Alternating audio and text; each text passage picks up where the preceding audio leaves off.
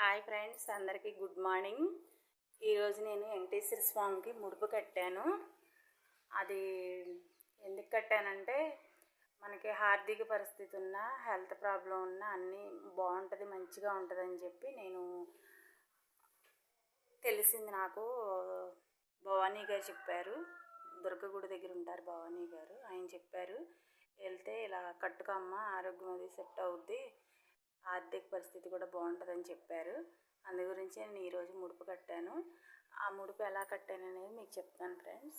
తెల్లగుడ్డకి పసుపు రాసి 11 కుంకుమ బొట్లు పెట్టి 2 తమలపాకులు ఒక్క వేసి 11 రకాల పువ్వులు, 11 రూపాయలన్నర చిల్లరి, అక్షింతలు, పసుపు, కుంకుమ, 3 కనుపులున్న పసుపు కొమ్ము వేసి మనకి అంతా మంచి జరగాలని చెప్పి 3 ముళ్ళు వేసి దేవుడి దగ్గర వెంకటేశ్వర స్వామి దగ్గర పెట్టి దాన్ని 11 వారాలు చేయమని చెప్పారు.